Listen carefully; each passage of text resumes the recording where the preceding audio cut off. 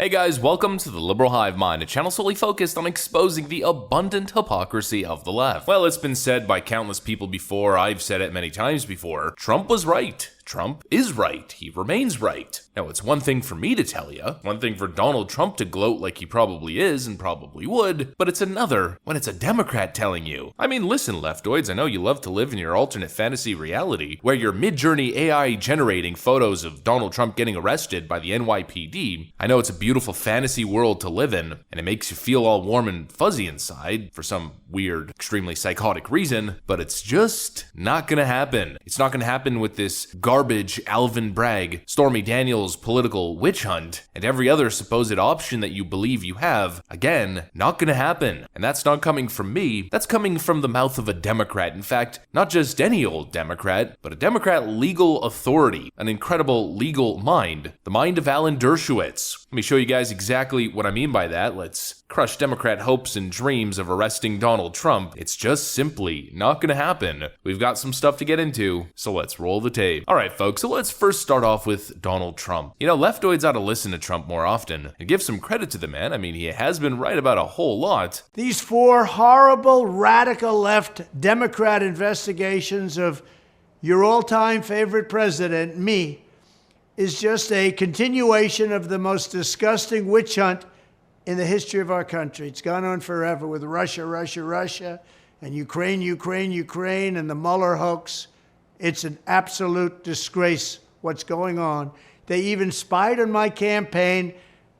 And remember this, with all of the work that they did on Mueller, no collusion. That's what the answer was all no collusion. Whether it's the Mar-a-Lago raid or the Unselect Committee hoax, the perfect Georgia phone call, it was absolutely perfect, or the Stormy Horseface Daniels extortion plot, they're all sick.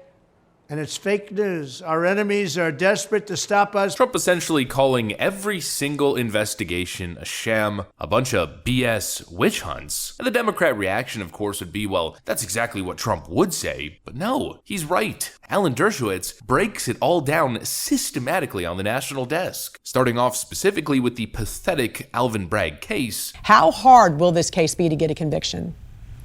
It might be very easy to get a conviction in New York. You know, in New York, the grand jury will indict a ham sandwich if the prosecutor wants them to. And if you get a jury that reflects the fact that 85 or 86% of New Yorkers voted against Trump, you could possibly get a conviction, but it will be reversed on appeal.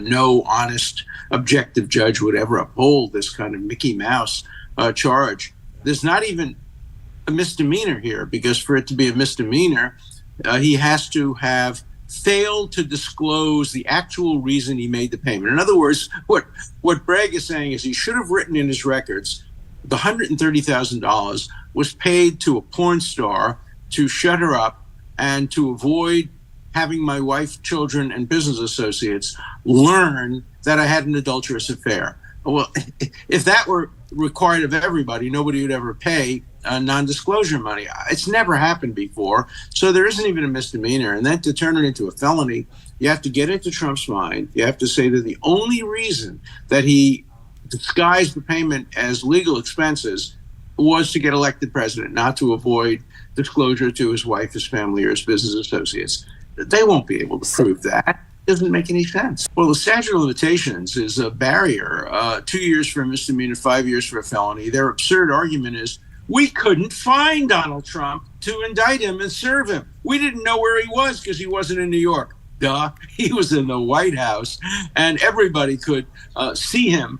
It makes no sense at all. So the statute of limitations should be a complete barrier to prosecution for either of those charges. Do you think he's really going to drop this case at this point? I didn't think he would 2 days ago, but after Costello, he has to be thinking hard about that. He is being pilloried by not only people who are Republicans, but by Democrats, and not only Democrats like me who strongly support the Constitution, but even more traditional partisan Democrats are saying, why this case first? We have so many stronger cases in Florida and Georgia and Washington. Why are you selfishly putting the weakest case first that's going to hurt the Democratic Party. So there's pressure on Bragg to not do this. Remember, he submitted to pressure previously. He had earlier said no, he was not going to prosecute, and 2 of his people quit the job. And then more pressure came on. You know, he got contributions from George Soros. Maybe he fears that those contributions would dry up unless he indicted Trump. And so he succumbed to pressure to try to indict him. Now he may succumb to pressure not to indict him. He's the kind of politician who puts his fingers up to the wind and sees which way it's blowing. Yeah. He calls Soros-funded District Attorney Alvin Bragg's case the weakest one, calls him selfish for pushing the weakest option ahead of every other investigation. He even implies that Alvin Bragg is most likely only pushing this investigation or trying to get an indictment because he fears that George Soros' donor money is going to dry up if he doesn't. Clearly not a law and order man, a politician acting politically. I mean, I think it was less than 12 months ago, if I'm not mistaken, where Alvin Bragg made the decision that he wasn't going to pursue this case, and then all of a sudden his mind shifted as prosecutors under him resigned from their posts, citing their frustration in Alvin Bragg's refusal to pursue this case, supposedly after the Soros money well dried up. And that's not my speculation, that's Democrat lawyer, Democrat legal expert Alan Dershowitz, expert legal opinion. But you might have noticed in that video he said, why would we push this case first when it's the weakest one? The implication there obviously being, well, the Alvin Bragg case must be the weakest, why would we pursue that one ahead of others? The other cases are supposedly stronger. Well, of course, without the follow-up, Democrats are listening to that, probably salivating from the mouth, jumping up, all googly-eyed and soy-faced, waving their hands, jumping up and down like the Soy Jack meme. But of course, like usual, not so fast, leftoids. Womp womp womp. Alan Dershowitz then gets questioned if there are any other possible legal cases or legitimate legal pursuits that the Democrats can take to finally get the evil orange man in a orange jumpsuit. If this is dropped, if there's no conviction, when you do consider some of the other investigations that Trump is facing? Well, I don't think any of the other investigations hold water at all. The Georgia case is very weak because what he said on the phone conversation is you have to find, not invent, not concoct, not manufacture, but find 13,000 votes. Find means they're there. You just have to look for them. That's the dictionary definition of find. As far as the Florida case is concerned, it'd be hard to indict Trump without also going after Biden and Pence. And the Washington, D.C. case is very weak because he said in his speech he wanted people to protest peacefully and patriotically.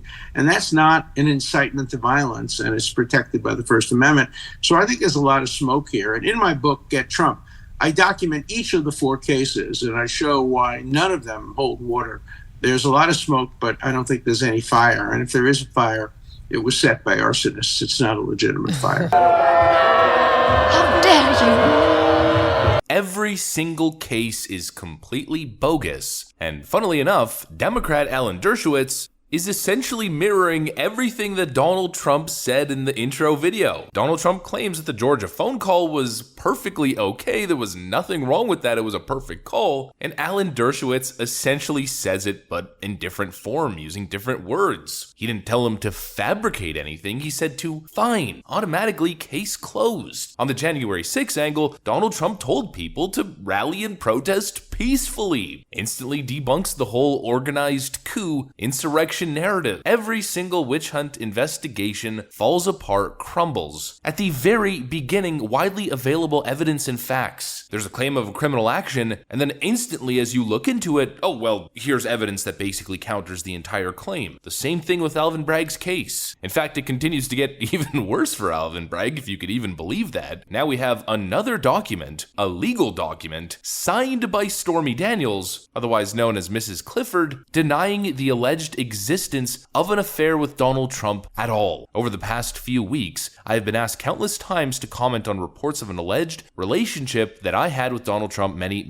years ago. The fact of the matter is that each party to this alleged affair denied its existence in 2006, 2011, 2016, 2017, and now again in 2018. I am not denying this affair because I was paid, quote, hush money, as has been reported in overseas owned tabloids. I am denying this affair because it never happened. I will have no further comment comment on this matter, please feel free to check out my Instagram at @TheStormyDaniels. Now, the Instagram plug is a little bit interesting, but nonetheless, it's more document evidence, completely dismantling the entire narrative, dismantling Alvin Bragg's entire case. Not to mention the statute of limitations. No prosecutor in their right mind would go for this case. No judge in their right mind would take this case seriously either. And that's not coming from me, that's coming from an excellent legal mind, the excellent legal mind of Alan Dershowitz, a Democrat who probably voted for Joe Biden, probably voted for Hillary Clinton, doesn't have partisan skin in the game, but is simply laying out the facts based on his extensive experience as one of America's top legal minds, top legal experts. Frankly, just like Donald Trump, he's been pretty much right about everything. And that's probably why Democrats and the Democrat media hate him so much. At this point, let the legal battles continue, let the witch hunts continue. The more they dishonestly go after Trump, the more they'll continue to boost his political stock. Just take a look at the numbers. We won't dive into them and do an analysis on this video, but just take a look at some of the most recent polling numbers coming out. We have Democrats, we have Alvin Bragg to thank for the most recent surge. That's what I got for you guys on this one though. Hopefully you enjoyed it. If you did, make sure to leave a like and possibly subscribe to the channel. Thanks for watching, friends, and I'll see you on the next one.